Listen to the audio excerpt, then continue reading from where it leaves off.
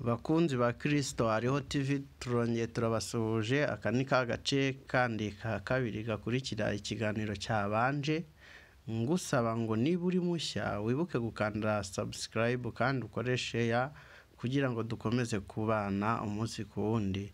Warose injangwe, waba warotaga injangwe ntumenye icyo isobanuye, cyangwa ukarota udushwira utwana dutoya twayo. Ibyo byose nibyo nje kugusobanurira muri aka kanya kugira ngo umenye ipusi umunsi wayirose icyo izaba isobanuye. Hari n'igihe iza ku rugi rwawe ugasanga irimo irasakuza ku rugi.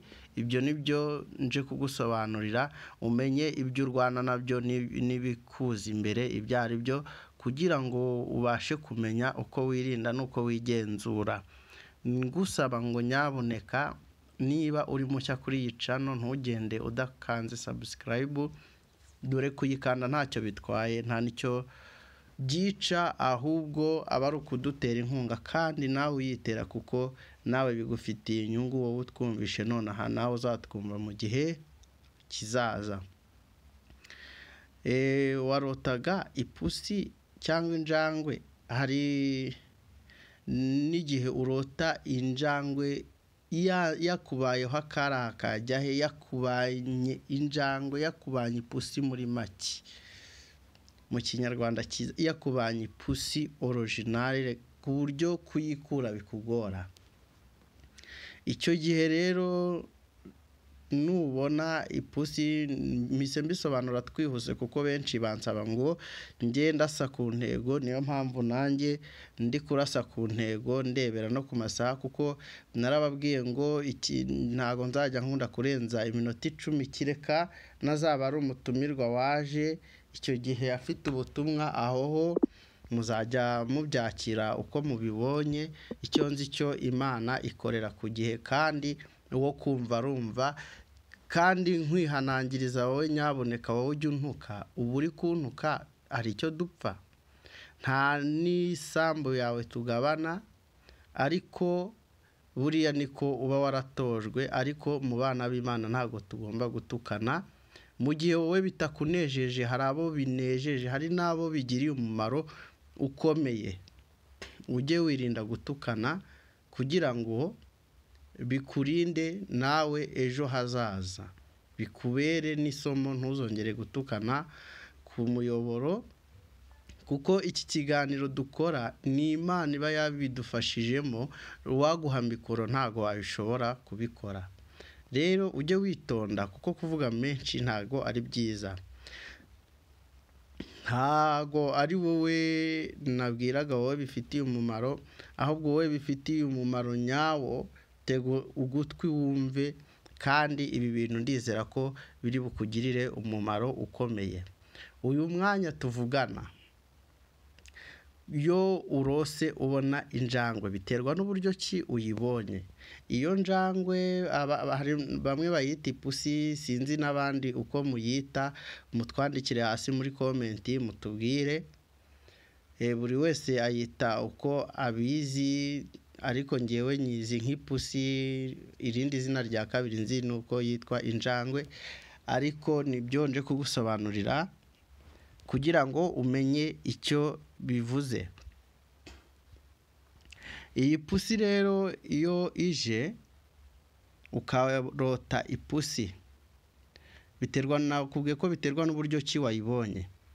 Ipusi ndabanza nkubwire icyo isobanura. Icyambere isobanura umujinya mwinshi ukabije.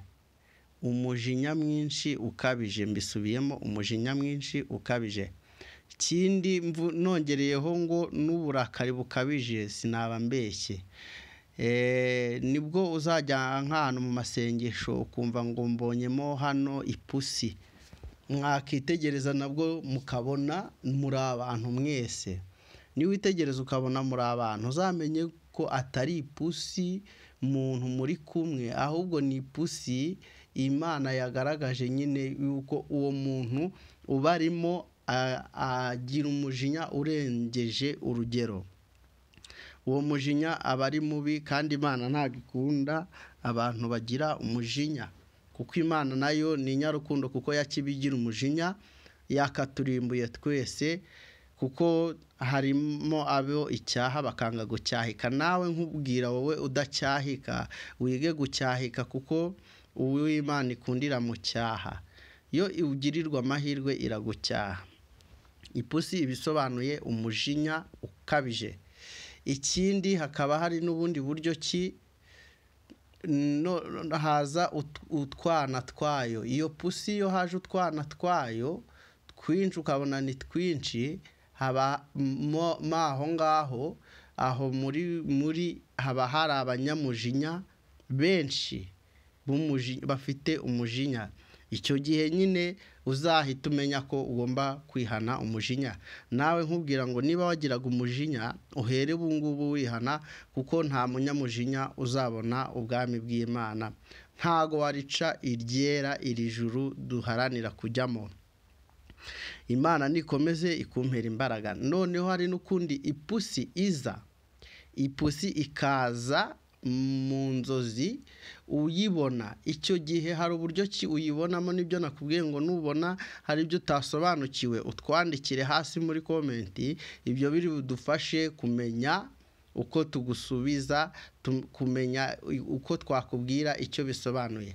Hari ipusi iza isobanura umurozi, ukaba ufite nk'umurozi wakuzengereje, kuko hari n'igihe ipusi iza ku muryango ahantu wiryamira, ahantu wibera, ukajya kumva iratatse. Iyo pusi nizi gataka uzamenye ko ukwiriye gusenga cyane. Nta pusi ipfa kuririra ubusa, cyangwa hari n'abazicirira bakazitunga, ariko abo akenshi bakunze kuba bakorana n'imyuka mibi. Simvuze ngo ni bose, ariko akenshi ipusi umuntu yitunze akenshi abakorana n'imbaraga mbi, kuko mbifiteho ubugenzuzi bukomeye, kuko hari ibyo nagiye mbona numva biranantangaje, kandi nawe ubyumva ubu ngubu hari byinshi wagiye ubona.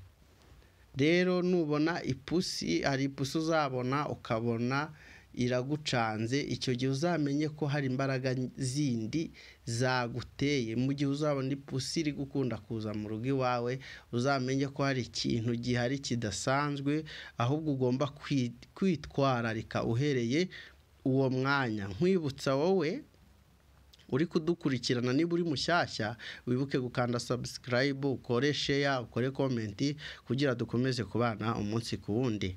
Ndizera ko imbaraga z'Uwiteka, imbaraga z'Imana ziri muri iri jambo, ziri muri iki kiganiro, ziri bugufashe kumenya icyo ugomba gusengera n'icyo ukwiriye. Kuko hari igihe uturana n'umuturanyi akaba akorana n'imyuka mibi ntubimenye. Kandi nakubwiye ko ipusi isobanura Satani, nayo inasobanura n'imyuka mibi. Ni ibintu byinshi isobanura. Rero kuko isobanura byinshi, niyo mpamvu ugomba gutega amatwi iki kiganiro ntikigucike, kugira ngo ubashe kumenya uburyo ki ubaho muri uru rugendo. Nk'uko umuririmbyi yaririmbye ngo mu rugendo ntago nabimenya byose, ariko nzi ko nzabimenya.